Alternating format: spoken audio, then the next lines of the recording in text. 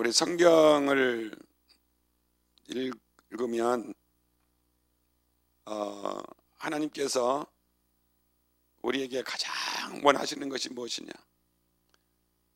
육신을 입고 이 땅에 오셔서 우리 인간을 구원하시기 위한 그 구속의 사역을 하신 또 예수님께서 지상에 계실 때에 간절히 그를 따르던 제자들에게 원하셨던 것이 무엇인가? 우리는 성경을 통해서 접하게 됩니다. 오늘 본문 말씀도 예가 아니라 이제 예수님께서 이 지상의 사역을 마치시고 이제 하늘 보좌 우편에 들려 올라가시기 바로 직전에 하신 말씀입니다. 우리 인간도 유언이라고 하는 것, 바로 이 세상을 떠나기 전에 죽기 바로 전에 하는 말보다 더 진실한 마음은 없고 더 절실한 마음은 없습니다. 자식들에게, 식구들에게 주고 싶은 말, 유언, 그것은 거짓이 아니라 정말 자기가 전달하기를 원하는 말들을 자식에게, 식구들에게 유언을 하는 것을 보게 됩니다. 자, 예수님에게도 그를 따르던 제자들에게 주시기를 원하는 말씀이 참 많이 있었을 거예요.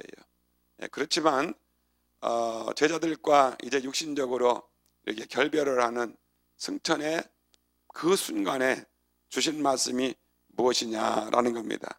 자, 본문으로 말씀을 읽은 8절 그 다음에 9절을 보시면 그렇습니다. 이 말씀을 마치시고 그들이 보는데 올려져 가시니 구름이 그를 가리어 보이지 않게 하더라. 그러니까 무엇입니까? 오직 성령이 너에게 임하시면 너희는 권능을 받는다. 예루살렘과 온 유대와 사마리아와 땅끝까지 이르러 네 증인이 된다.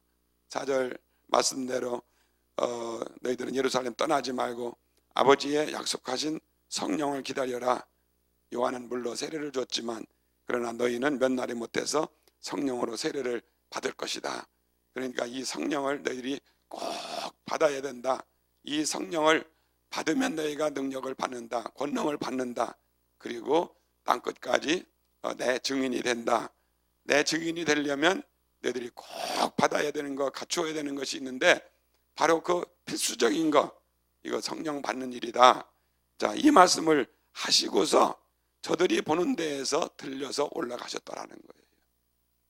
자, 우리가 성경을 읽을 때에 이 전후 좌우를 보면서 의미하는 바가 뭔가 이거를 잘 묵상을 하셔야 됩니다. 그러면 지금 예수님께서요 그를 따르던 많은 무리들 그들에게 지금 간절히 원하고 소망하고 있는 것이 무엇이냐? 성령 받는 일이다 그예요. 할렐루야. 자, 한번 따라 하시겠습니다. 성령을 받자. 성령 충만을 받자. 성령 세례를 받자. 아멘. 자, 누구의 소원입니까? 예수님의 소원. 할렐루야. 예수님의 소원입니다. 자, 그러면 4절 한번 다시 확인하는데요. 사도와 함께 모이사 그들에게 분부하여 이르시되 예루살렘을 떠나지 말고 내게서 들은 바 아버지께서 약속하신 것을 기다려라.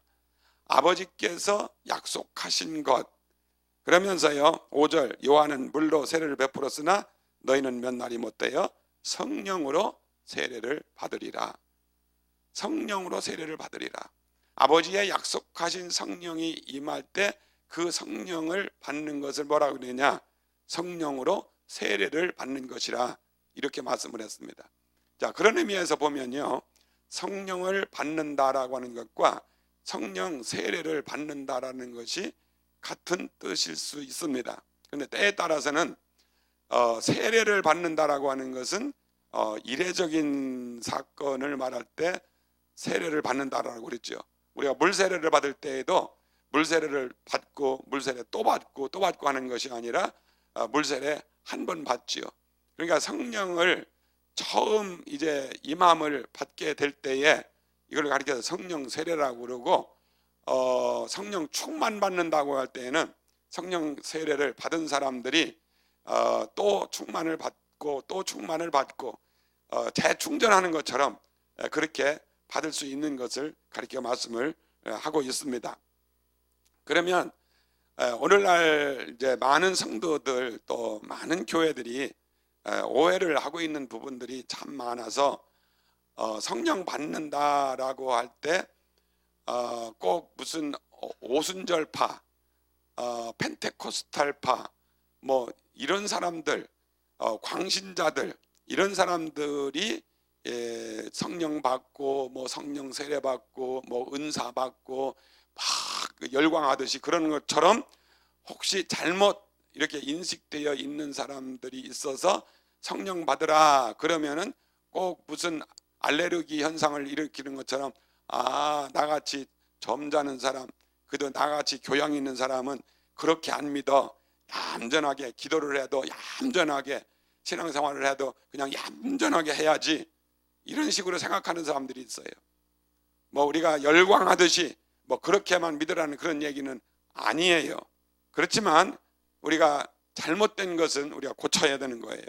그래서 많은 경우에 이런 어떤 성령을 받는다, 은사를 받는다, 어떤 능력을 받는다라고 할 때 이건 어떤 특정 부류의 사람들에게만 속한 일이고, 나같이 정통 교단에 속했고 정통 교파에 속해 있고 얌전한 교단에 속해 있고 얌전한 교회에 속해 있는 사람들은 이런 것과는 상관이 없는 것처럼 이렇게 생각하기가 참 쉬운데요. 성경을 보십시오. 너희는 성령 세례를 받으라는 거예요. 그리고 성령의 충만함을 받으라는 거예요. 할렐루야. 그리고 교회가 가시적으로 보이는 오늘의 이런 교회가 가시화되는, 교회가 생겨나고 교회가 세워지는 일을 할 때에 어디에서 그 출발을 했죠? 이제 이 약속의 말씀을 듣고 순종하고 그리고 모여서 그 아버지의 약속하신 성령을 받으러 간 주님의 말씀을 순종해서 기도에 전혀 힘쓰게 될 때에 이제 사순절, 오순절, 그러니까 오순절이라고 하는 것은 예수님이 부활하신 후에 50일째 되는 그때에 순이라고 하는 것은 열이죠. 그래서 오순절 될 때에 그때 그 성령이 임했다라는 거예요. 우리가 여러 가지 의미에서 그 의미도 뭐냐면 이거는 77절이라고 해서요.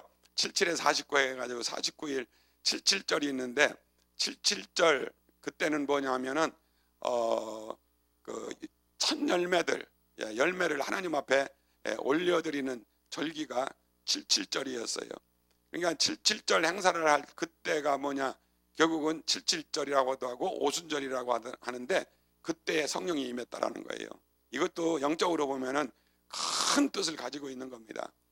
이제 예수 그리스도를 통해서 구속의 은총을 내려주셔서 그를 믿는 자는 모두가 다 구원 얻는 이 일을 이제 예수님이 십자가로 부활로 이루시고 승천을 하시게 되는데, 이제 그 주님의 구원의 사건이 개인적으로요 한 사람 한 사람 모두에게 적용이 되는 사역을 하시는 분은 누가 하느냐?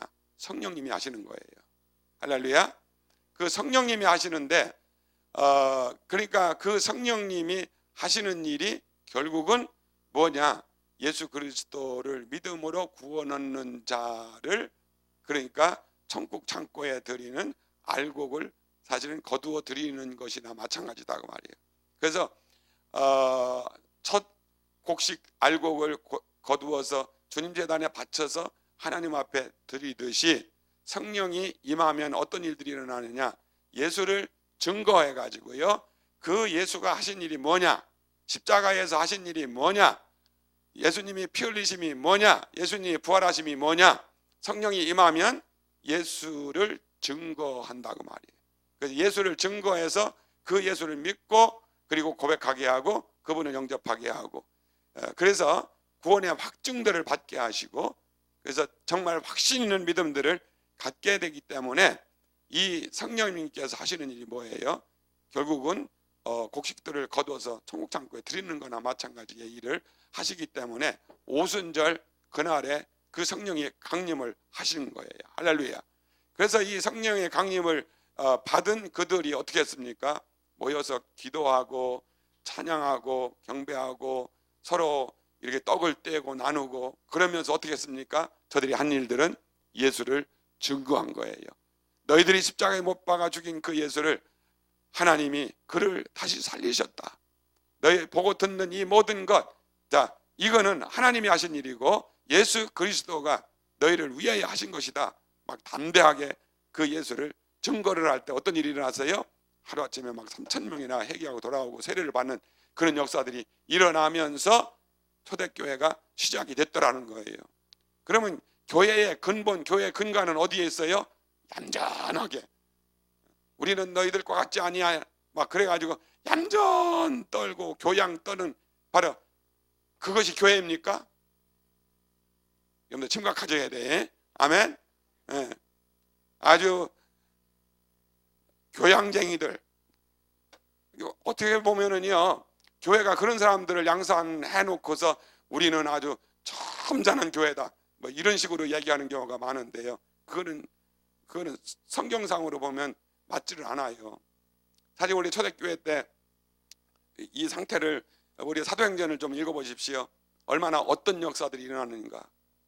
그래서 심지어는 이제 오순절 성령 받은 사람들 가르쳐서 저 사람들 막 술이 취했네, 막 이런 그 비난까지도 받았잖아요. 우리가 그런 비난 받으라는 얘기는 아니에요. 그러나 그들이 성령 받고 나니까 막 방언도 하고 막 예언도 하고, 주님을 만나면 얼마나 기쁘니까 막 그 하나님을 막 찬양하고 경배하고, 남을 구제하고 돕는 일들 막 행하고요, 전도하고 하는 일들이 막 퍼져나간 거예요. 우리 여러분의 교회에 이미 그런 일이 있지만 더욱더 풍성하게 일어나기를 예수님의 이름으로 축원드립니다. 자, 그러면 오늘 우리가 잠깐 좀 확인하고 싶은데요, 어제 제가 말씀드리기를 중생이 뭔가, 사실 거듭남이 뭔가, 우리 거듭나지 아니하면 하나님 나라에 들어갈 수가 없다. 그래서 거듭남, 새 생명을 얻음, 다시 태어남, 이것이 무언가를 말씀을 드렸습니다. 사실 우리가 거듭난다라고 할 때, 중생의 체험을 한다라고 할 때, 이것도요 성령님의, 다시 말하면 내주하시는 성령님의 간섭하심과 성령님의 일하심이 없이 우리가 진정한 그런 회개와 진정한 중생이 사실은 있을 수가 없습니다. 이것도 성령님의 역사이십니다. 그런데 우리가 좀 구별을 해야 되는 것이 중생이 뭐며 성령 세례가 뭔가, 이것에 대해서 좀 우리가 이해를 하셔야 돼요. 그래서 오늘날 성령 받자, 성령 받으라, 성령을 받으십시오 할 때에 그냥 막 열광주의자들과 열광주의자들이 하는 것처럼 그렇게 행하는 것이 성령 세례, 뭐 성령 충만 받는 것과 같이 생각을 하기 때문에 우리는 얌전한 그리스도인들은 그렇게 하지 않는다, 그거는 열광주의자들이 하는 것이다, 이렇게 생각해 가지고 뭐 성령 충만 받는다든지 성령 세례를 받는 것에 대해서 부정적인 생각을 갖고 그런 시각으로 보는 사람들이 있기 때문에 미리 마음을 닫아 놓아서 오히려 성령님을 배척하는 그런 신앙생활을 하는 경우가 종종 있고 때로는 보면 많이 있어요. 그래서 혹시 여러분들 가운데 성령의 일하심과 역사하심에 대해서 어떤 그런 이해들을 하고 계시고 지금 어떤 신앙생활을 하고 계신지 그 작은 부분이라도요 오늘 좀 해결을 했으면 해서 오늘 잠깐 말씀을 나누려고 합니다. 왜냐하면 제가 목회를 하면서도 그렇고 또 많은 성도들을 이렇게 대하면서 나름대로 열심히 신앙생활을 하려고 하는데 이 성령에 대한 잘못된 그런 오해를 가지고 있기 때문에 성령을 받는 일, 충만을 받는 일, 그 성령님의 지배하심을 받는 일이 제약을 받아서 신앙생활에 큰 지장을 가지고 있는 사람들을 많이 보아왔기 때문입니다. 그래서 우리가 이 지상의 교회의 신앙생활을 하고 있기 때문에 분명히 여러분들 안산 제자교회의 성도들도 모두가 다 100% 아주 성경적인 그런 성령님에 대한 이해를 가지고 있으면 좋겠지만은 그렇지 않은 분들도 있으리라고 저는 확실히 믿는 거예요. 왜? 지금까지 신앙생활하고 온 것이 다 다르기 때문에, 배경들이 다르기 때문에, 그리고 여러분들의 지금 영적인 상태가 다 다르기 때문에 한번 또 짚고 넘어가자, 그 얘기. 할렐루야. 자, 그래서 여러분들에게 제가 먼저 한번 질문을 한번 드리겠습니다. 성령으로 세례를 받으리라 이렇게 해서 분명히 지금 예수님께서요 제자들과 그를 따르던 무리들에게 너희는 나를 증거하고 하러 나가기 전에 예루살렘을 떠나기 전에 성령으로 세례를 받으라 라고 이렇게 말씀을 했는데, 이 성령 세례는 누가 주시는 것일까? 시험입니다. 테스트입니다. 성령 세례는 누가 주시는 거예요? 예. 그래도 안산 제자교회는 최고네요. 성령 세례에 대해서 이제 성령 세례는 누가 주시는 것입니까? 이거를 밝히기를 원하는 것은요. 왜 그러냐면 많은 분들이 가지고 있는 생각이 아니 구약 시대에도 성령님이 일하시고 성령님이 계셨지 않습니까? 사실 맞습니다. 그렇죠? 창조 사역 가운데에도 하나님이 창조하실 때도요, 애초에 창조하실 때 성령님이 말씀과 더불어 같이 사실은 창조를 하시는 거예요. 신약 시대에도 성령님은 일하셨고요, 구약 시대에도 성령님은 일하셨고, 그런데 무슨 성령을 다시 받아야 되느냐 라고 하는 질문들을 한다고 말이에요. 또 어떤 사람들은 우리가 세례를 받을 때 성부와 성자와 성령의 이름으로 세례를 받습니다 라고 할 때, 그렇게 세례를 받은 사람들은 모두가 다 성령을 받았다라고 가르치고 또 그렇게 믿는 사람들이 있습니다. 물론 세례를 받을 때 성령을 다 받은 사람이 된다라면 할렐루야예요. 또 그런 사람들이 있을 수 있어요. 예수님께서요 물로 세례를 받으실 때 성령이 그 예수님 위에 임하면서 이는 나의 사랑하는 자여 나의 기뻐하는 아들이라 그렇게 아주 인치시면서 확인을 해 주셨어요. 그러니까 물 세례를 받을 때에 예수님과 같이 성령 세례를 받을 수 있는 것도 사실이에요. 자, 그러나 여러분들 자신들 한번 보세요. 여러분들 물 세례를 받을 때 정말 성령 세례를 받으셨습니까? 아마 대부분은 아닐 거예요. 어떤 분들은 성령 세례를 받고 성령 충만을 체험을 하고 나서 나에게 성령이 임하셔서 내가 이런 확신을 가지고 있으니 나 물 세례를 받아야 되겠구나. 그래서 물 세례를 받는 사람들이 있습니다.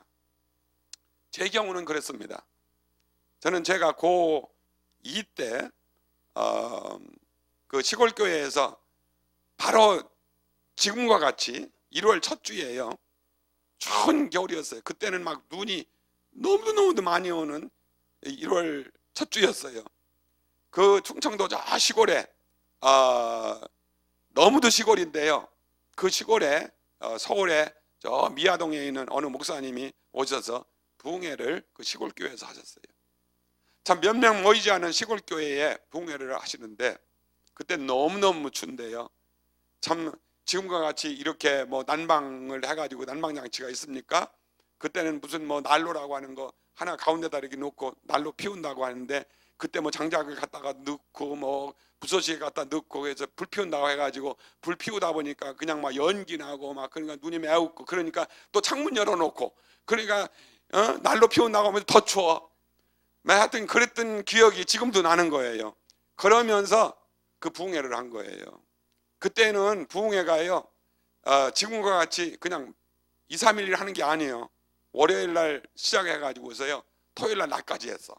할렐루야. 이 자리에 계신 어르신들은 아마 다 기억을 하실 거예요. 그렇죠? 제가 은혜를 받을 때 그때는 월요일 날 부흥회 시작해가지고 토요일 날 낮까지 하는데요. 그때는 강사님들도 너무너무 수고를 하셨어. 어떻게 그렇게 하셨는지 우리 선배님들이요 참 알아주셔야 돼요. 할렐루야. 그때 성도들도 좀 알아줘야 돼요. 그리고 그때는요 집회도 어떻게 되냐면 새벽에 하고 오전에 하고 어떤 때는 막 오후에도 하고 저녁에도 하고, 그러니까 하루에 막 4번씩 했어요. 그 강사님들 대단해요. 어떻게 하셨는지 모르겠어요. 또 교인들도요 어떻게 그렇게 하셨는지 모르겠어요. 막 끝났다 갔다 오고 갔다 오고 갔다 오고 갔다 오고 그런 거예요. 그게 하루 이틀 사흘도 아니에요. 월요일부터 토요일날까지 한 거예요. 아주 그냥 구워 삶았어요 그냥. 그러니 참여하기만 하면, 참여하는 사람들이 하여튼 인내하고 참여하는 사람들이 은혜를 안 받는 게 참 이상하죠. 회개하지 않는 것이 참 이상하죠. 그러니까 역사들이 많이 일어난 거예요. 그때는요 정말 인근 교회에서도요 그냥 한 교회에서 부흥회 끝나면은 그 다음 교회하고 또 하면 막 다음 교회하고 해가지고, 그때는 품앗이 하듯이요 어느 교회에서 부흥회 하면은 그냥 다 다른 교회에서도 막 같이 와서 막 같이 잔치했어요. 지금 이 자리에 혹시 이웃교회 다른 교회에서 오신 성도님이 있는가 한번 손 들어보라 볼까? 안 할래요. 요즘은요 참 이상해졌지요. 막 이제 이상하게 이제 어느 교회에서 부흥회 한다고 이제는 막 못 가게 하더라고, 막 막더라고요. 야, 이상하게 돼버렸어요. 그러니 이게 우리가 은혜를 받으려고 하는 건지 부흥을 하려고 하는 건지 뭐를 하려고 하는 건지, 이게 그냥 연례 행사를 하려고 하는 건지 모를 정도 이제 이렇게 교회가 돼버렸다고. 아이고 이상하게 나갔네. 우리들의 마음들을요 이 하나님 앞에서 진짜 활짝 열어놔야 돼요. 아멘. 그래서 제가 이제 은혜 받을 때 얘기를 하려고 하는 거예요. 그때 이제 월요일 날부터 저도 이제 방학 때니까 이제 고2 방학 때였어요. 그래서 저도 이제 교회를 나가던 사람이니까 방학 때니까 이번에는 서울서 오신 목사님이 부흥회를 한다니까 하면 꼭 참여를 해야 되겠다 해가지고 그 월요일 날부터 나가기 시작했어요. 그런데 수요일 정도 되니까요 이상한 현상이 일어나더라고. 이상하게 눈물이 나요. 여러분들 우리가 기도할 때, 찬양할 때, 말씀을 들을 때 이상하게 눈물이 난다 그러면 올 것이 왔구나. 진짜 기뻐하셔야 돼요. 그때 그 시골에서요 제가 초등학교 2학년 때 교회가 시작이 됐어요. 어느 여자 전사님이 오셔서 예배를 드리면서 저희 형님 누나가 같이 또 그 전사님하고 해서 예배 시작하면서 교회가 돼가지고, 그러니 뭐 몇 년 지나고 난 후 그 시골 교회에서 몇 명이나 됩니까? 그러니까 또 뭐 가르친다고 해서 성경을 얼마나 배웠겠습니까? 그래서 그 부흥에 참여할 때까지요 하나님이 누구신지, 예수님이 누군지, 성령님이 누군지 도대체 알 길이 없는 거죠. 그냥 교회 가면은 그냥 무슨 얘기 하다가 그냥 오고, 그러니까 교회 그냥 가는 것이 신앙생활인 줄 알았어요. 그러다가 부흥회를 참여한 거예요. 그러니 첫날 둘째 날도요 그 강사님이 막 뭐라고 하시는데 무슨 얘기인지 잘 모르겠더라고. 그런데 이제 수요일 날부터 이상하게 눈물이 나기 시작하는 거예요. 저는 그때까지요 제가 죄인이라고 절대로 생각을 안 했어요. 저는 제가 얼마나 착실한 학생이었는지요 제가 전화번호를 드릴 테니까 한번 전화로 확인을 해봐요. 제가요 부모님 말씀도 잘 순종을 했고요. 제가 막둥이인데요 형님 2분이 계시고 누님 2분이 계신데 형님 누나의 말도요 참 잘 들었어요. 제가 26기를 이렇게 통학을 하는데 통학하면서도요 아이들 그때 통학하면서요 남학생들이 얼마나 짓궂은지 아세요? 그래가 여학생들 막 샷가시 놓는 거예요. 젊은 사람들 샷가시가 뭔지 아세요? 그냥 뭐 남학생이 여학생 샷가시 논다 하면 그냥 상상으로 해봐요. 그러니까 가서 괜히 툭 치기도 하고 말이죠. 괜히 막 그러면서 이제 차까지 놓다고 그러잖아요. 그런데 저는요, 그런 것도 한 번도 안 했어요. 저는요, 항상 단어장 들고, 에? 여학생한테 눈치가 뭐예요? 그냥 단어장에다 놓고, 책에다 놓고, 그냥 그러고 다녔어요. 막 남학생들 막 콩서리 오고, 무서리 오고, 뭐 참외서리 오고, 서리한다는 게 뭔지 아세요? 남의 밭에 들어가가지고서 그냥 몰래 따다가서 막 먹고, 막 콩서리 한다고요. 콩밭에 가가지고 콩을 걷어다가서요, 산에 가가지고 불 떼고요, 거기다 구워 먹고, 하여튼 짓궂었어요. 20리길 막 통학을 하니까요, 산을 넘어가고 뭐를 넘어가고 막 그러니까 얼마든지 그렇게 할 수 있었던 거예요. 저는 그것도 한 번도 안 했어요. 그러니 제가 왜 죄인이에요? 다른 애들은 다 죄인이고, 야, 그때는요, 왜 그렇게 욕들을 많이 했어요? 아마 그 전쟁 직후, 사변 직후 뭐 그러니까 그랬는지요, 참 막 그냥 애들도요, 그냥 말만 꺼내면 욕이에요. 그냥 어른들도요, 말만 하면 욕으로 끝나는 거예요. 왜 그렇게 욕들을 많이 했는지 몰라요. 근데 저는 욕도 안 했어요. 그런데 왜 제가 죄인이에요? 정말 죄인이라고 생각하지 않았어요. 그런데 하나님이 울리기 시작하면서요, 달라진 것, 그게 죄인이라는 것이 깨달아지기 시작하더라고요.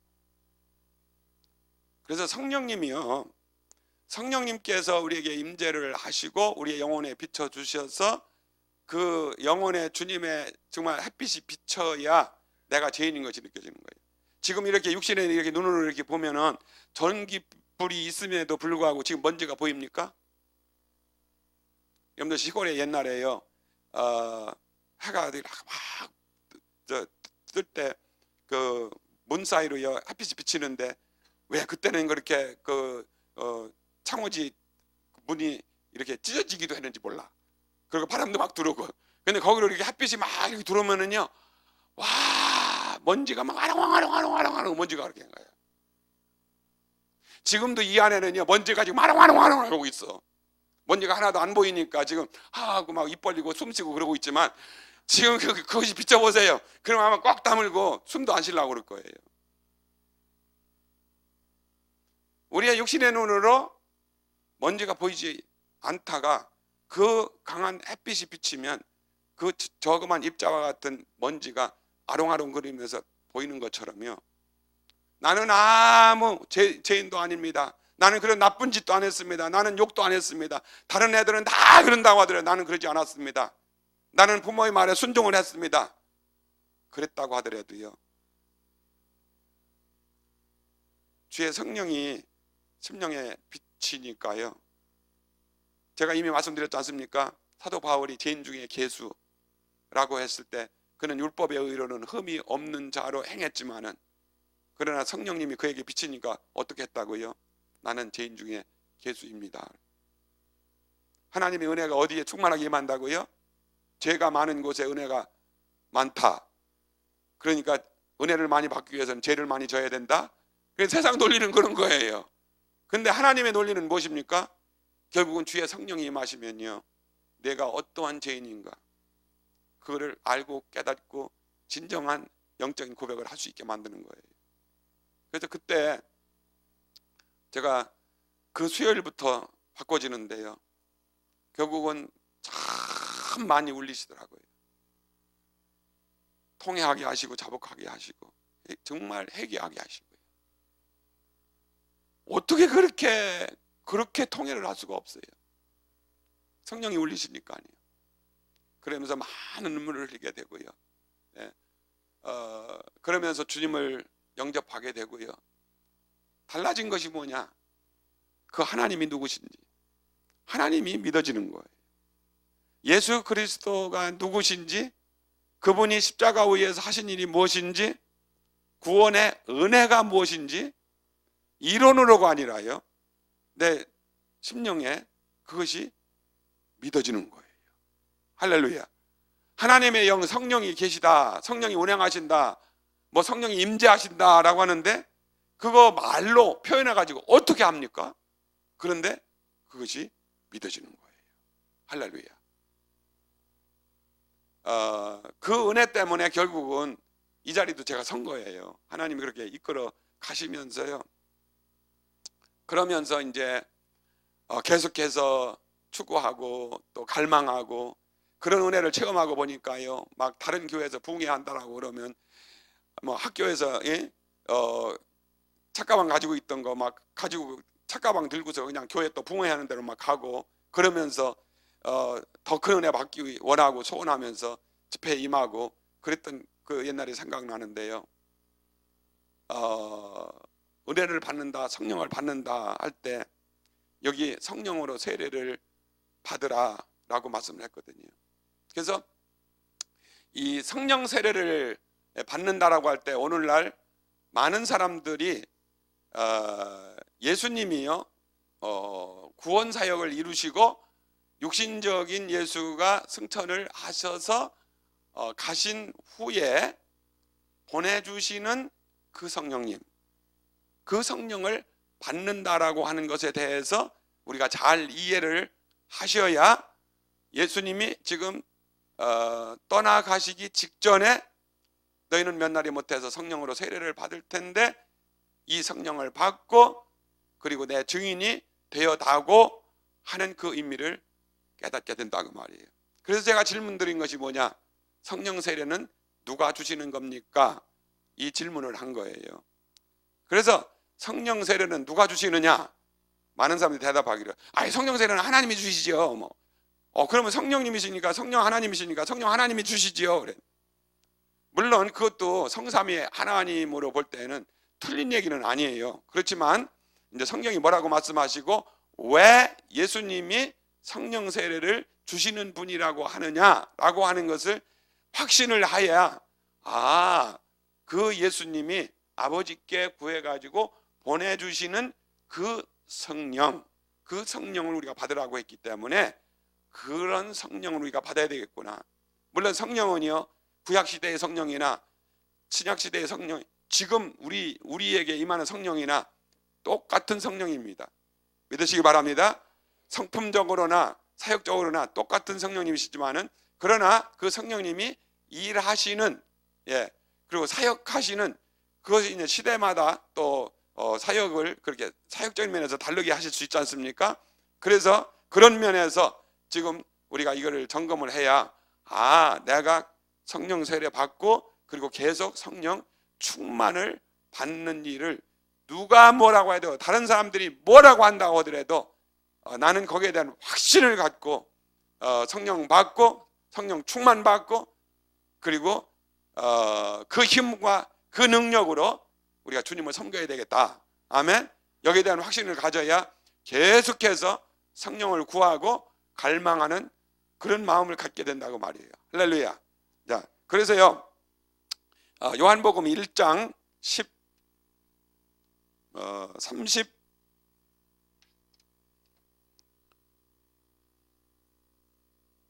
요한복음 1장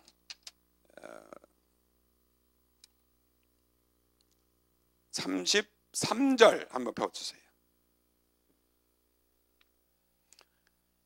요한복음 1장 33절. 자, 이 말씀은요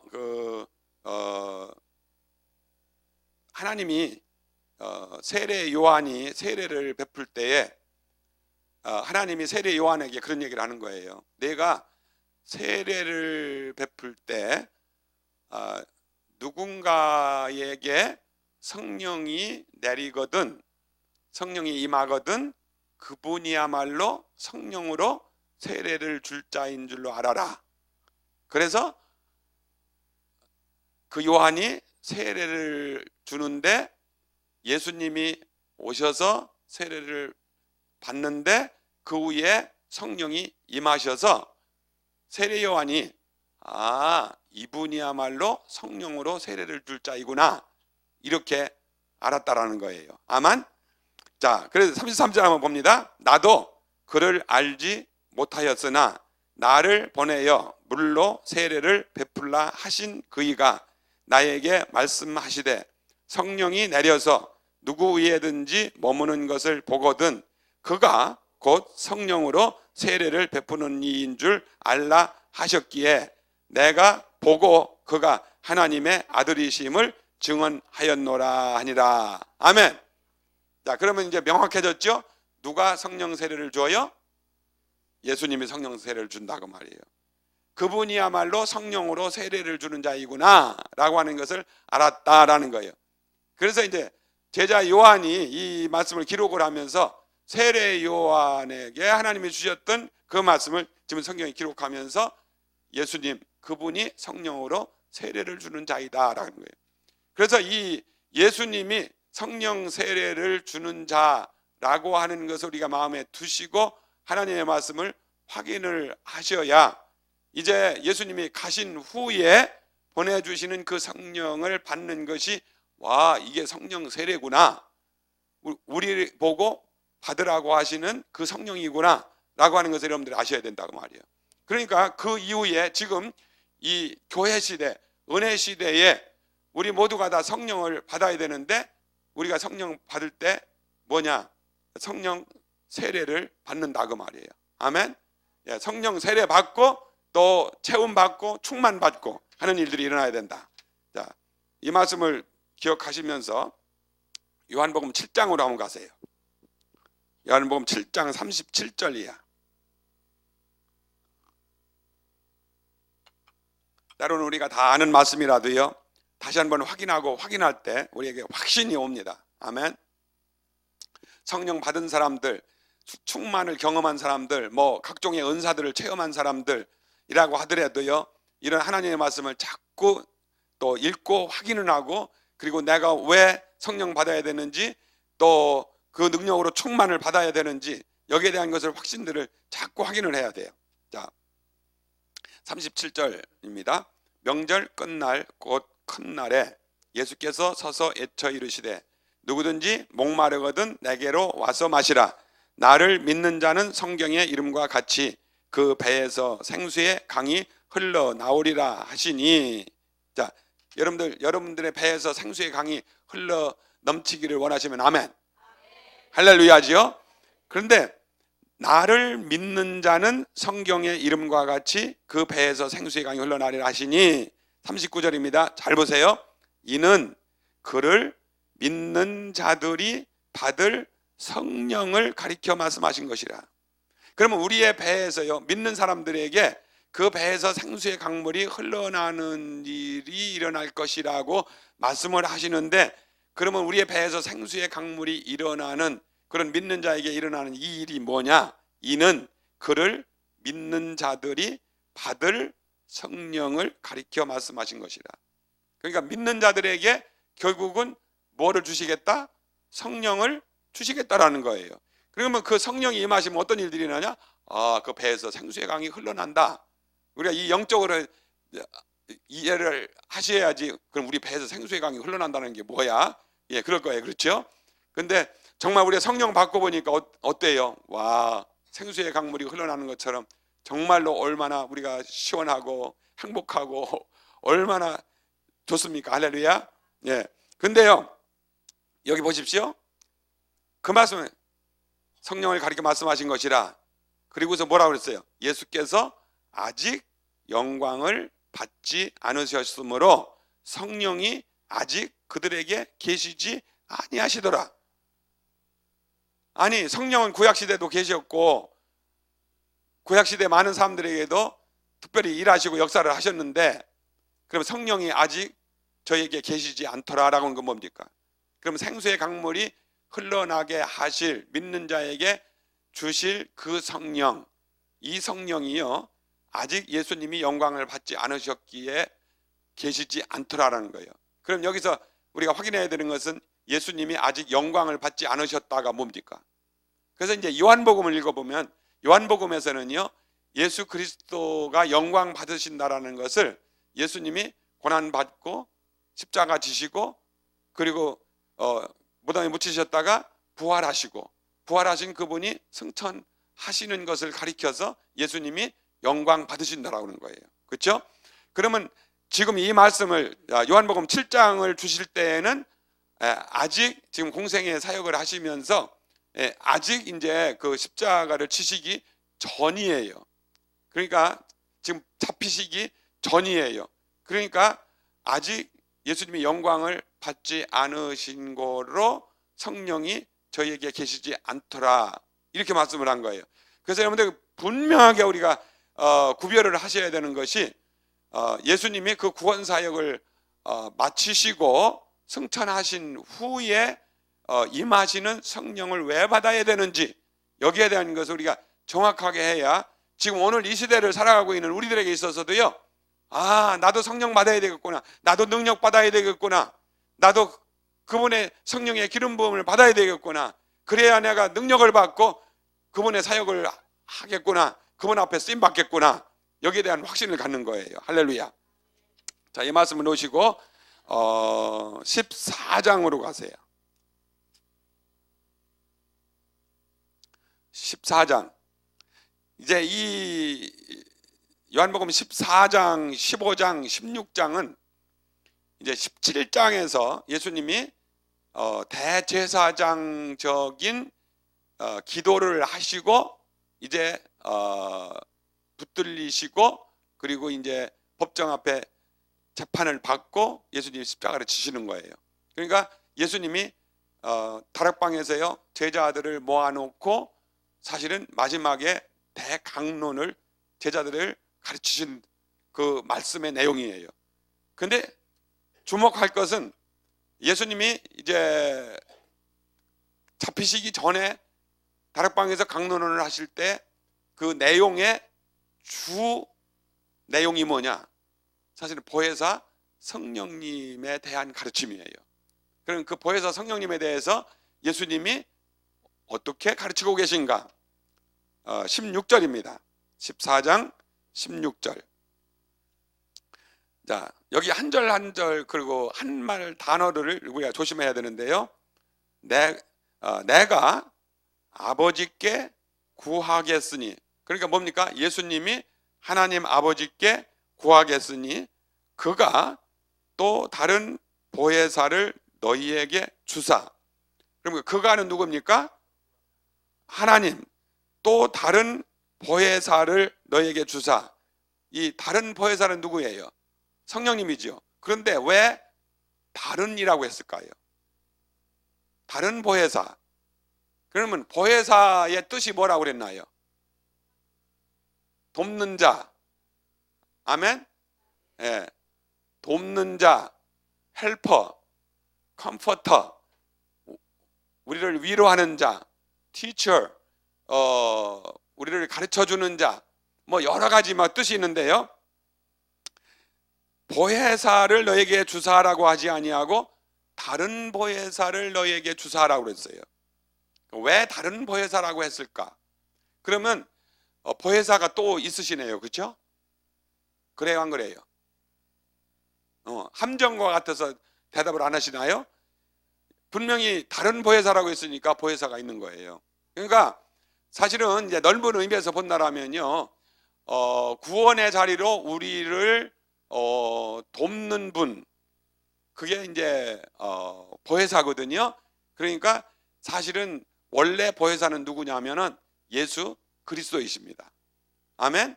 그러니까 우리 죄인들이요 구원을 받지 못하니까 우리들을 도와서 구원을 받도록 오셔서 우리를 도우신 분이 누구예요?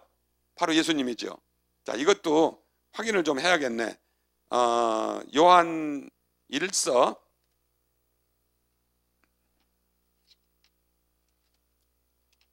요한 1서 한번 가보십시다. 2장이죠.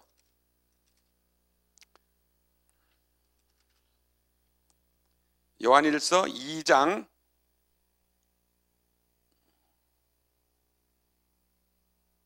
2장 1절 보시면, 요한일서 2장 1절 보면 나의 자녀들아 내가 이것을 너희에게 쓰면 너희로 죄를 범하지 않게 하려 함이라.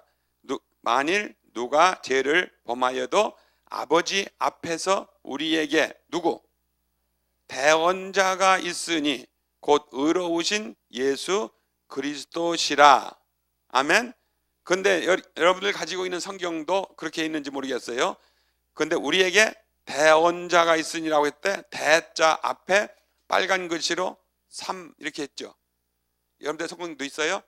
예, 제가 가진 성경이 있는데요. 3 했는데 그 3 하고서 아래 내려가서 보니까 뭐라고 했어요? 또는 보혜사 그랬어요. 그러니까 이 성경적인 단어로는요, 파라크레토스라고 하는 요한복음 14장에 있는 그 보혜사와 여기에 있는 대언자가 똑같은 단어예요. 근데 번역을 할 때에 요한복음을 번역한 분은 거기다 보혜사라고 했고, 여기 요한 1서를 번역하신 분은 이거를 대언자라고 했다고 말이에요. 그러니까 대언자나 보혜사나 사실은 원래 원문의 단어는요 똑같은 거예요. 그래서 이제 이 요한 1서에서는 대언자라고 해놓고 아래에 해설할 때에는 보혜사 그렇게 말한 거예요. 그러면 사실은 아버지께 구해가지고 다른 보혜사를 우리에게 주사라고 했는데, 결국은 예수님이 우리에게 오신 것은 우리를 도와서 우리를 구원받게 하기 위해서 오셨는데, 이제 다른 보혜사가 오시는데 그 다른 보혜사, 그분이 누구냐? 성령님이시다 그 말이에요. 할렐루야. 네. 자, 그러면 요한복음 14장으로 다시 돌아가겠습니다. 그래서 다른 보혜사를 너희에게 주사 영원토록 너희와 함께 있게 하시리니 그는 진리의 영이라. 그래서 여기서 우리가 확인해야 되는 것은 예수 그리스도께서 내가 아버지께 구하겠으니 그가 또 다른 보혜사를 너희에게 준다. 그래서 예수님이 아버지께 구해가지고 아버지가 그 보혜사를 우리에게 보내준다 이렇게 했습니다. 그러면 14장 26절입니다. 14장 26절에 보혜사, 이제 여기서부터는 다른 보혜사라고 하지 않고 앞에서 16절에서 이제 그 아이덴티티, 그 뜻을요 밝혀놓고 이제 여기서부터는 그냥 보혜사라고 했습니다. 그러니까 여기서 말하는 그냥 보혜사 하면은 성령을 가리키는 것이죠. 그래서 보혜사 곧 아버지께서 내 이름으로 보내실 성령, 그가 너희에게 모든 것을 가르치시고 내가 너희에게 말한 모든 것을 생각나게 하시리라. 그래서 여기서는 또 이제 표현을 조금 다르게 했는데요. 보혜사 곧 아버지께서 내 이름으로 보내실 성령, 그가 그랬습니다. 그러니까 결국 이 보혜사 성령님은요 예수님이 아니면 오실 수 없는 보혜사 성령님이에요. 예수님이 아버지께 구해가지고 예수님이 아버지께서 예수님의 이름으로 보내시는 그 보혜사 성령님, 그 성령님을 받으라는 거예요. 아멘. 예, 15장 26절로 넘어가겠습니다. 한 장 넘기시면 15장 26절에 여기 또 보세요. 내가 아버지께로부터 너희에게 보낼 보혜사. 이제 조금 이렇게 발전해 가는 걸 보면은 이제는 여기는 내가 아버지께로부터 너희에게 보낼 보혜사 그랬어요. 그러니까 근본 본체는 하나님 아버지이시죠. 그래서 하나님 아버지로부터 그 아들 예수 그리스도가 그 보혜사를 어떻게 하느냐 보내주는데, 내가 아버지께로부터 너희에게 보낼 보혜사 곧 아버지께로부터 나오시는 진리의 성령이 오실 때에 그가 나를 증언하실 것이요. 그래서 이제 이 보혜사 성령님이 오시면 하는 사역에 대해서 말씀하고 있는데, 그게 뭐예요? 나를 증언하실 것이요. 여러분 혹시 그 성령 받는다, 능력 받는다, 뭐 은사들을 받는다라고 할 때 혹시 그 순서가 바꿔진 잘못된 생각들을 고치셔야 사실은 성령님이 나에게 충만하게 임재하셔서 성령님이 나를 사용하시는 도구가 될 수 있어요. 우리는 자칫 잘못하면 어떻게 되느냐? 성령을 받으면 기분이 좋고 근심 걱정도 없고 마음에 평안을 하고, 은사와 능력 받으면 황홀하고 기분이 너무 좋아, 근심 걱정도 없어. 그러니까 은사 받으면 너무 좋고 막 그래가지고요.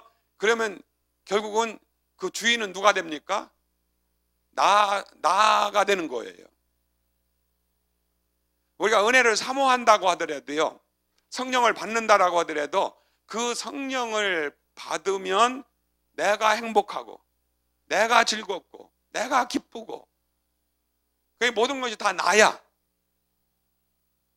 만약에 그렇다라면은요, 이거는 그 성령을 나에게 주시는 이유가 뭐냐? 나 개인주의적인 자아 만족을 채워주기 위한 그분의 활동이 되는 거예요. 물론 그분은요, 우리에게 임하시면 내가 기분 좋은 거 사실이에요. 내가 평안을 느끼는 게 사실이에요. 정말 하나님의 평강이 내 속에 임하는 거 사실이고요. 기쁨이 충만한 거, 희열이 넘치는 거 사실이에요. 자, 성령의 열매들은요, 사랑과 희락과 화평과 오래 참음과 자비, 양선, 충성, 온유, 절제하는데요, 이것들은 다 성령의 열매들이라는 거거든요. 그러면 성령의 성품적인 모든 것들도 다 그런 것이거든요. 그러니까 그러한 성령의 성품적인 것이 그 성령이 나에게 임한다라면 나에게 있어서 그런 요소들이 막 다 들어오는 거지 않습니까? 그러니 내가 얼마나 좋아요. 그렇죠? 그리고 성령님은 신비하신 신이시니까, 영이시니까요, 우리가 그분을 정말 충만하게 경험한다라면 어떤 신비한 것들도 우리가 또 보고 체험할 수 있는 거예요. 그런 현상들이 또 일어날 수 있는 거예요. 할렐루야. 아마 여러분 가운데 사모하시는 분들은 또 그런 걸 경험하시는 분도 계실 거예요. 그런 현상들이 일어날 때 우리가 얼마나 기분도 좋고요, 얼마나 기쁨이 막 충만하고, 그런 때에는 막 온 세상이 다 온데간데 없이 그냥 주님과 나와만 있는 것 같은 그런 행복한 시간이죠. 제가 그런 것들을 부정하는 것이 아닙니다. 그러나 중요한 것은 무엇이냐? 여러분, 이건 변치 마셔야 되는데요, 이 성령님이 우리에게 오시고 우리 보고 성령을 받으라고 하는 이유는 그 성령님께서 예수를 증거하시기 때문에 성령을 받으라고 하는구나.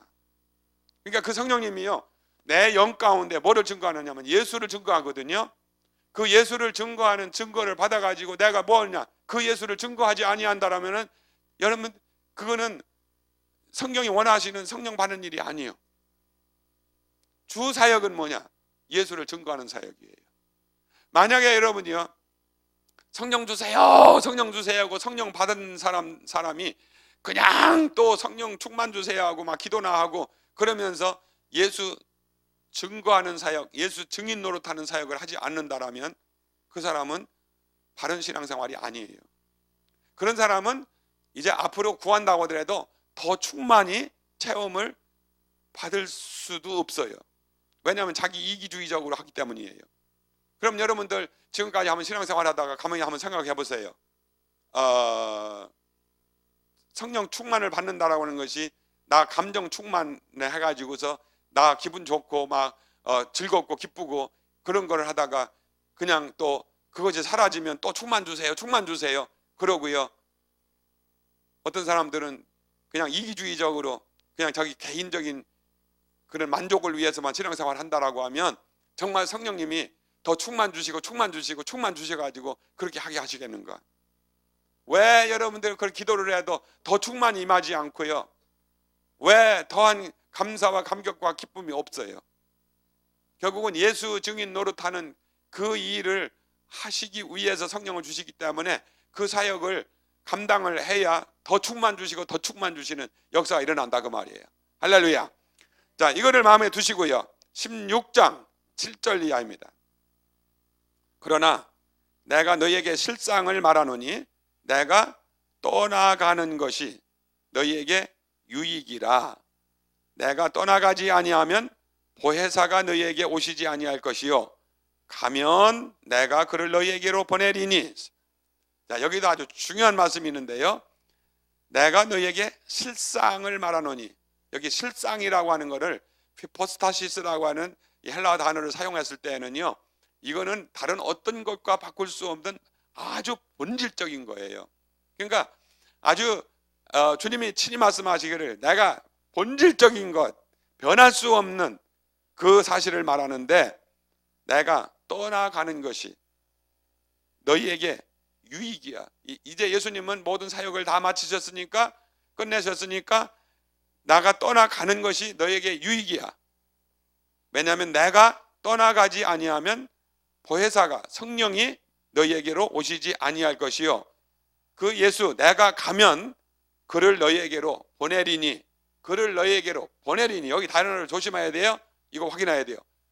내가 가면 보내리니 그가 와서 성령께서 와서 보혜사가 와서 죄에 대하여 의에 대하여 심판에 대하여 세상을 책망하시리라.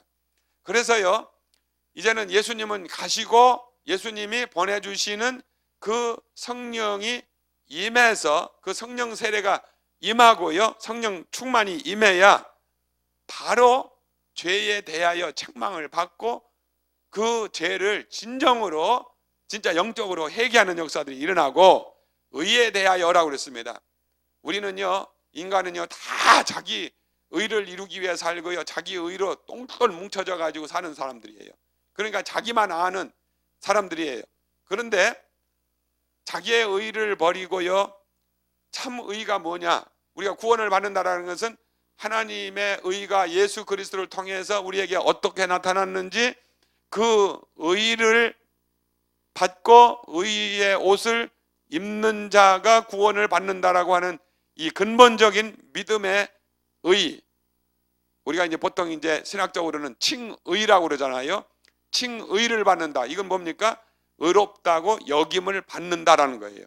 우리는 어떻게 행한다고 하더라도 우리는 의롭게 될 수가 없는 자입니다. 스스로는 아무것을 행한다고 해도 의로워지질 않아요. 우리는 의롭다고 칭함을 받는 거예요. 그래서 죄인인 우리가 어떻게 의롭다고 칭함을 받느냐, 여기 디카요라고 하는 헬라어 단어를 사용했을 때 그 단어는요 우리가 의로워진다라는 것이 아니라 의롭다라고 여겨진다라고 하는 것을 우리가 꼭 기억을 하셔야 되고요. 구원을 받는다라고 할 때 내가 의롭다라고 의로운 존재가 된다라고 할 때 내가 죄가 없는 의로운 사람이 되는 것이 아니라 의롭다라고 하나님이 그렇게 여겨 주시는 존재가 된다라는 거예요. 아멘. 여러분들 아무리 성령을 경험했다라고 하더라도 여러분들 보십시오. 속에는요 남을 미워하는 거 여전히 있고, 질투하는 거 여전히 있고, 시기하는 거 여전히 있고, 탐욕이 여전히 있고, 음란한 것들이 여전히 있고, 그러니 우리가 무슨 의로운 사람이에요. 그러니까 하나님이 의롭다라고 칭해 주시고 여겨 주시는 거예요. 할렐루야. 그래서 의의 옷을 우리에게 입혀 주셔서 우리의 더러운 모든 것들이요 다 예수님 때문에 가리워 주셔서 죄인을 죄인으로 보지 아니하시고 의롭다라고 하나님이 여겨 주시는 거예요. 그렇기 때문에 은혜예요. 할렐루야. 은혜입니다. 지금 우리가 우리 자신들을 본다라고 하더라도 더러운 죄인이지 않습니까? 여러분들은 안 그럴지 모르겠어요. 여러분들은 이제 은혜 받고 성령 받고 구원의 확신이 있으니까 여러분들은 막 미워하는 생각도 하나도 없고요. 그렇죠? 예, 여러분들은 탐심도 하나도 없고, 예? 시험도 한 번도 안 들고, 정욕도 없고, 탐심도 없고, 근데 저는 있어요. 그런데 어떻게 합니까? 주님이 성령의 그 은혜와 저와 함께 하심, 인도하심, 그 은혜로 말미암아 어떻게 합니까? 결국은 이 모든 것들을 이기고 승리할 수 있는 그 능력을 받는 거예요. 할렐루야. 네. 자, 그래서 우리가 꼭 확인을 해야 되는 거, 내가 왜 성령을 받아야 되는지, 지금 성령을 받아야 된다라고 하는 것이 무슨 뜻인지, 지금 여러분들 이것에 대해서 혼동하고 있는 교회들, 심지어는 목회자들까지도요, 여기에 대해서 혼동하고 있는 사람들이 너무도 많고요.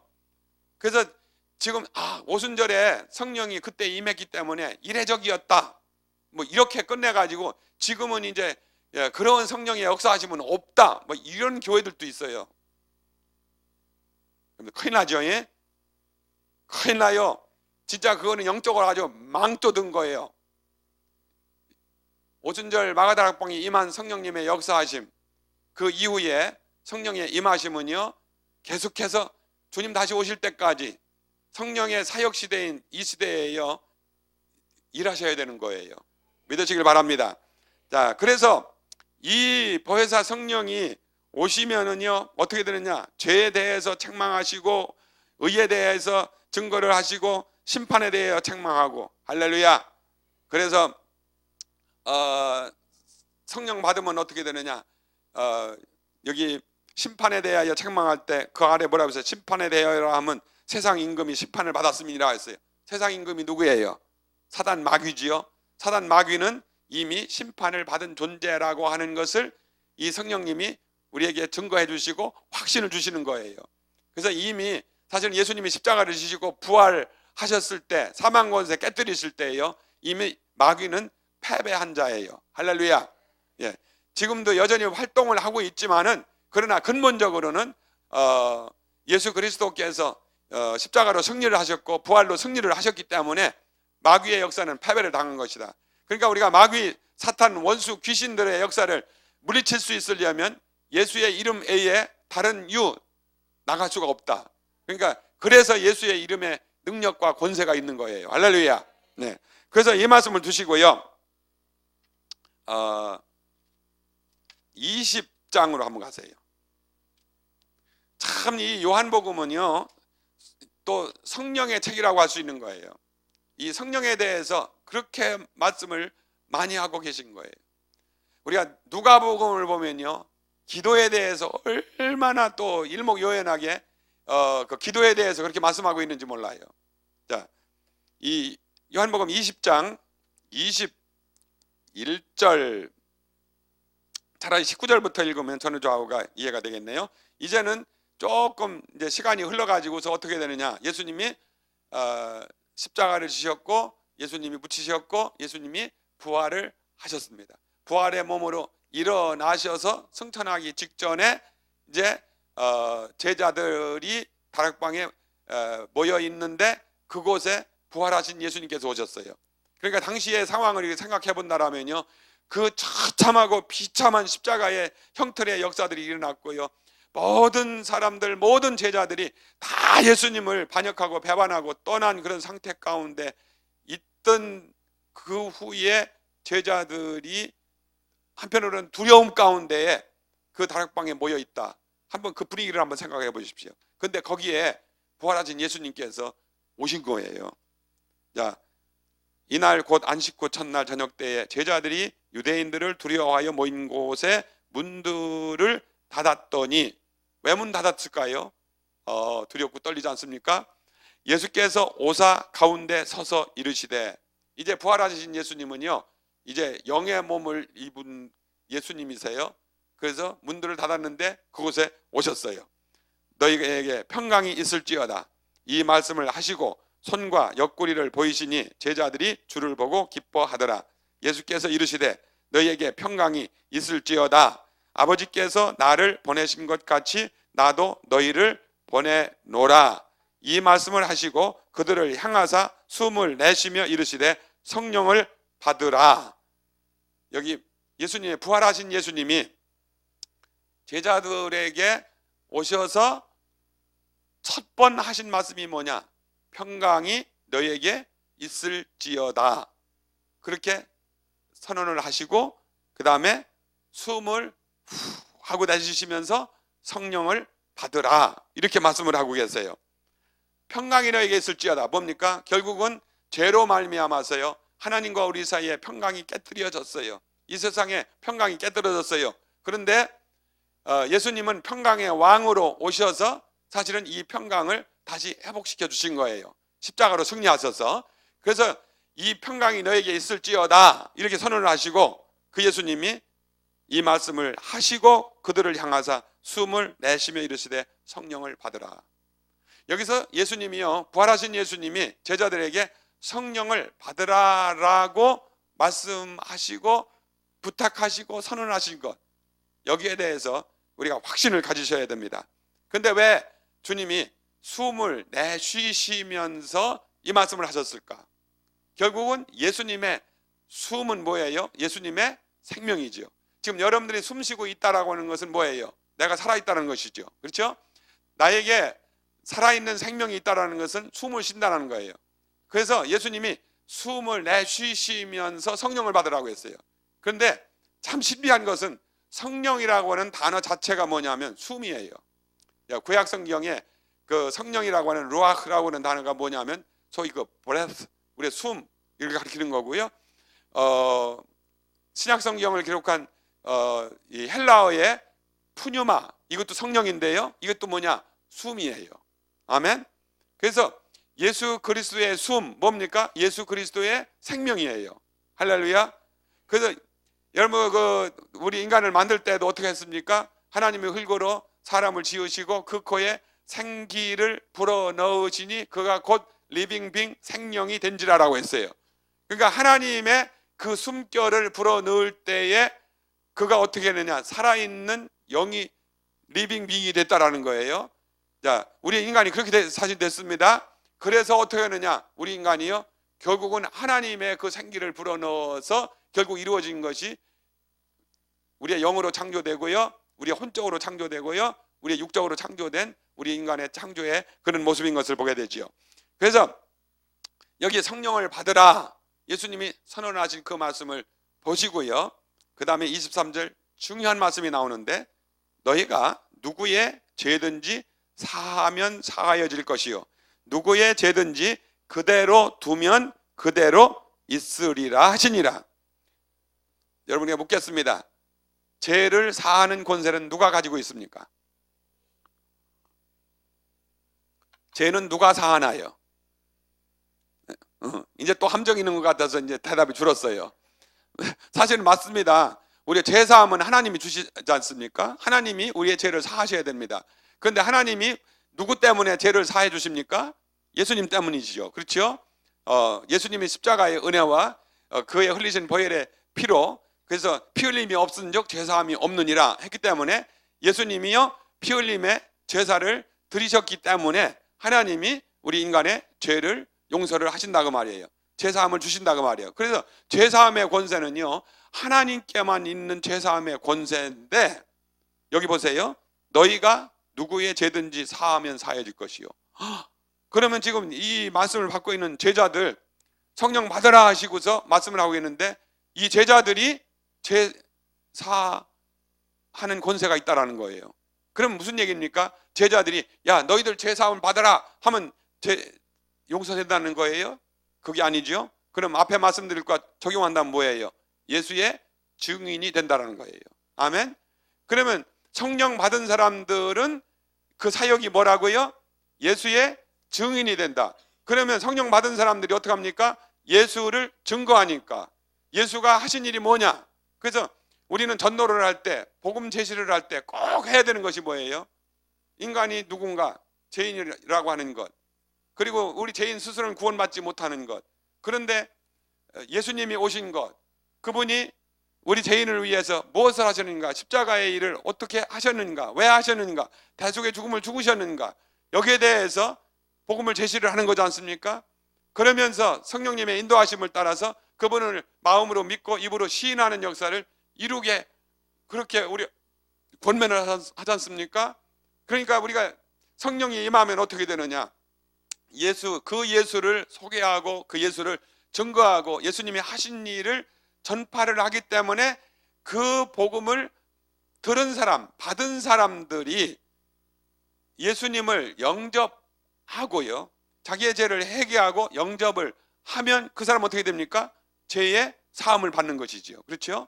그러니까 결국은 성령 받은 사람이 하는 일은 뭐냐? 예수를 증거해 가지고 그 증거를 받은 사람이 죄의 용서함을 받고 그리고 구원함을 받으니까 결국은 그 죄, 너희가 누구든지 죄를 사하면 사해질 것이요 누구의 죄든지 그대로 두면 그대로 있으리라.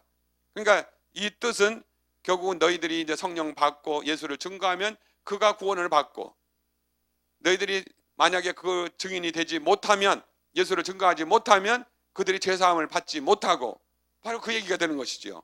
할렐루야. 그래서 성령은 받아야 되나요? 안 받아야 되나요? 받아야 돼요. 누구든지 다 받아야 돼요. 믿는 사람은 누구든지 다 받아야 돼요. 그래서 예수의 증인이 돼야 돼요. 할렐루야. 그런데 받아도 되고 안 받아도 되는 그런 이 뜨뜻미지근한 신앙을 가지고 그대로 우리의 신앙생활을 할 수 있느냐라는 거예요. 그러니까 우리가 2017년도로 우리가 출발을 하면서 자, 이러한 하나님의 말씀을 우리가 이제 확인을 하고요, 정말 우리는 성령 세례, 성령 충만, 이 보혜사 성령을 받아야 되겠구나. 아주 전 교회적으로 받아야 되겠구나. 이제 이 저녁에 오신 여러분들 대부분이요 보면 그렇습니다. 우리가 성회를 하고 보면 부흥회를 참여 안 해도 이미 성령 받고 구원 받고 확신이 있는 사람들, 이런 사람들은 또 자꾸 모이는 거예요. 가만히 앉아가지고 아이고 이런 말씀은 누가 좀 들어야 되는데 그래가지고 꼭 필요한 사람들 또 안 오는 거예요. 참 이상하지요. 그래서 있는 자는요 더 받고 없는 자는 있는 것까지도 빼앗긴대요. 그러니까 이렇게 은혜 받아야 될 때 와서 은혜 받는 사람들은 자꾸 더 받아. 할렐루야. 누구같이? 여러분들 같이.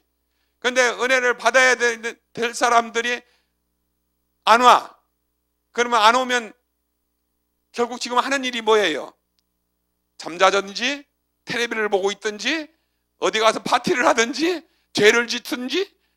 그러니까 그러다가 어떻게 해요? 있는 것도 빼앗겨 버려. 참 영적인 또 진리예요. 그래서 교회도 그렇습니다. 자꾸 사모하는 사람들이 자꾸 더 많아지면요 교회가 그만큼 영적으로 막 강해지는 거예요. 근데 이게 사모하는 사람들이 자꾸 적어지면 어떻게 하느냐? 있는 사람들도 자꾸 빼앗기는 역사가 일어나는 거예요. 그래서 여러분은 정말 기도를 많이 하고요 좀 사모하는 영이 막 일어나도록, 그래서 놀라운 정말 주님의 부흥이 일어나도록. 할렐루야.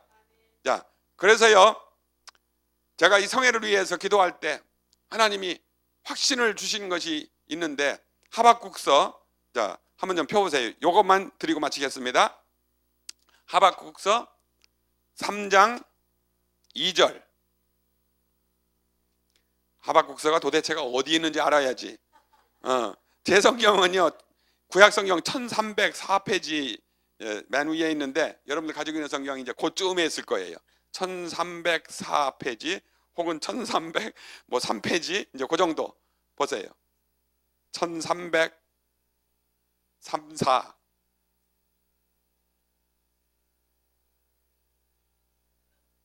구약성경에 소선지에 있는 거를 찾으라고 그러면 뒤적뒤적 하다가 찾은 척하고 이제 가만히 앉아 있는데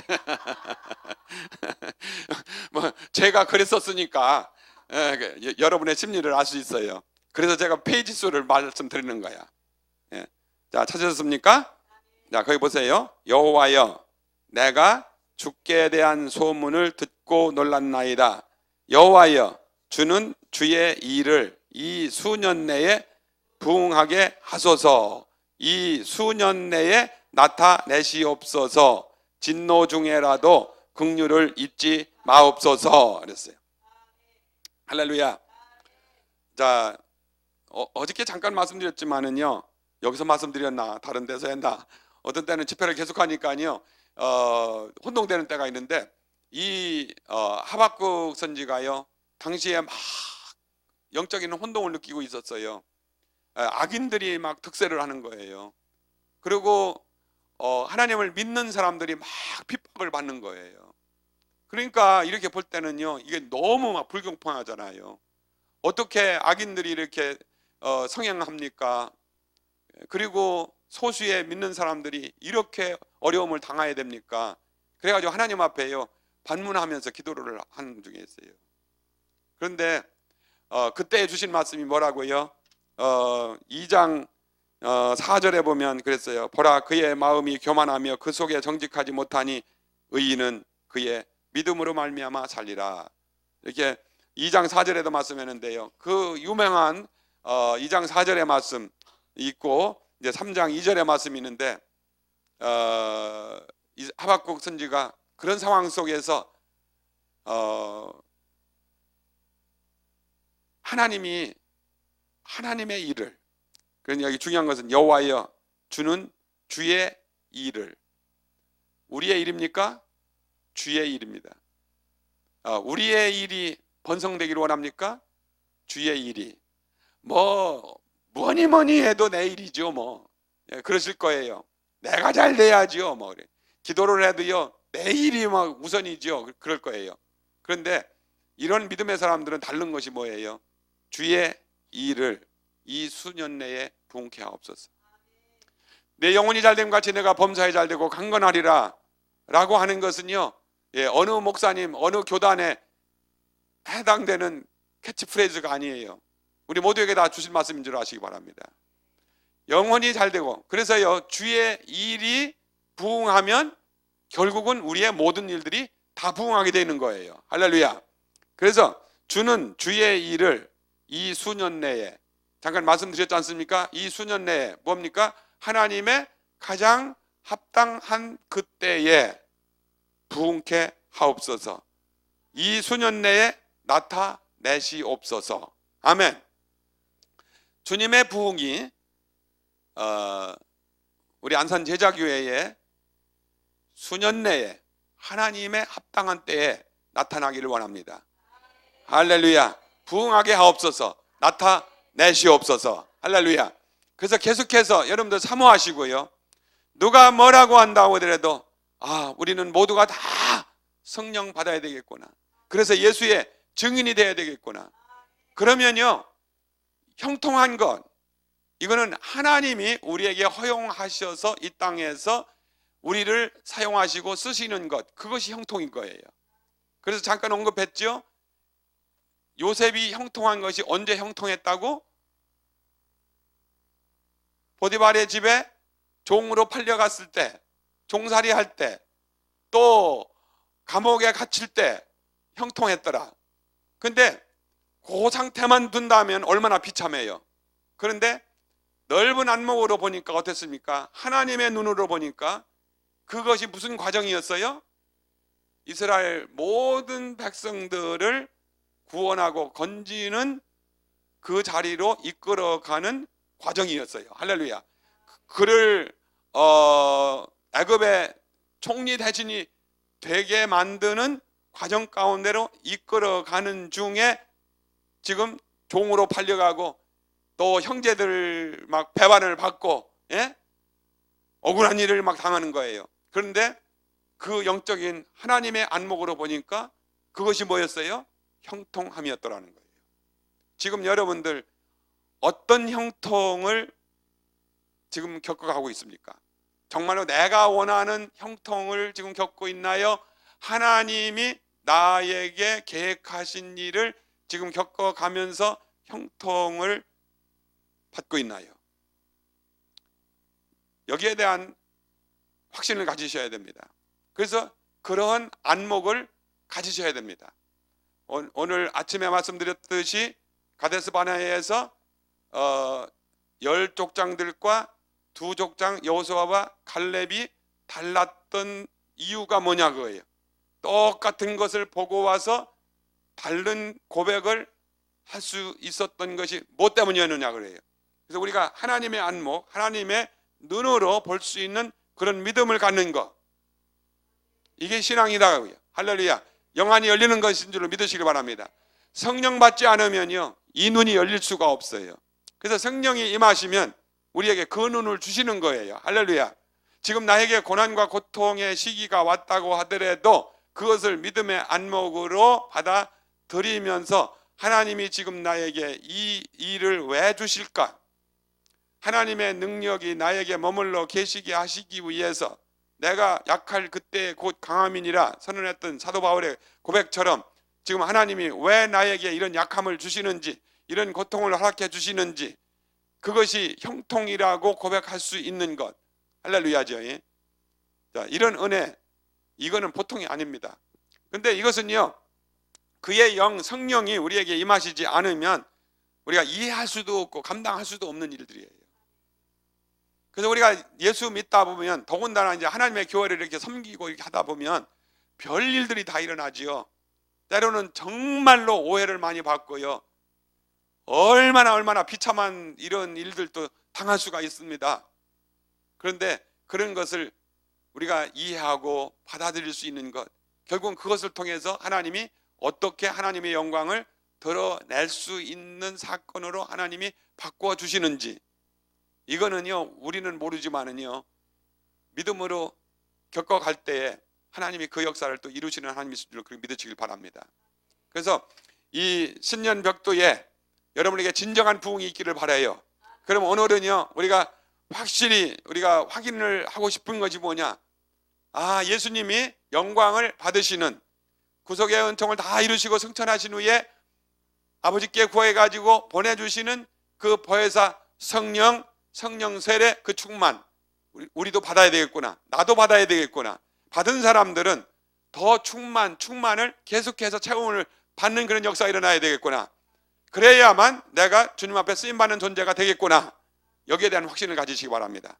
그래서 내일은 이것을 좀 더 이제 좀 들어가 가지고 중생과 성령 세례가 뭔지 이제 더 구체적인 것을 하시고요. 성령의 기름 부음 받는 것이 무엇인지. 그래서 우리가 구원을 위해서 필요한 성령의 사역과 사역, 하나님의 일에 실제적으로 쓰임 받는 일을 위해서 능력을 받아 가지고 하나님의 성령의 도구로 쓰임을 받는 그런 의미에서 성령 세례, 성령 충만을 받는다라고 하는 것, 성령 기름 부음을 받는다라고 하는 것이 무엇인지 여기에 대한 분별력 우리가 좀 가질 수 있기를 바라요. 굉장히 중요한 일이에요. 그래서 우리가 무조건 오고 뭐 하나님 일합니다, 교회 일합니다 이래 가지고 되는 게 아니에요. 우리가 구약의 사람들이 어떻게 하나님 앞에 쓰임을 받았는지, 신약의 성도들이 어떻게 쓰임을 받았는지, 자, 여기에 대해서 좀 분별력을 이렇게 갖고요, 성령에 대해서 좀 더 이해하는 그런 시간들을 갖기를 원합니다. 그러면 이제 근본적으로 우리의 신앙생활이 이제 달라진 차원 가운데에서 신앙생활을 하리라고 그렇게 믿고 또 기대를 하시면서 내일 이제 하루입니다. 낮 시간 그리고 저녁 시간이기 때문에 아까 처음에 말씀드린 대로 우리가 하나님 앞에 우리의 감사를 심는 역사가 가정적으로 일어나기를 바라고요. 그리고 성령 받고 능력 받고 정말 주님이 이제 우리의 삶을 책임져 주시는 그런 삶이 되어질 수 있고 하나님의 형통이 많은 그 역사가 일어나기를 원하면서 우리 계속해서 임하시기를 바랍니다. 그럼 우리 잠깐 기도하실 때에요, 우리 잠깐만 이제 우리 전심을 다해서 기도를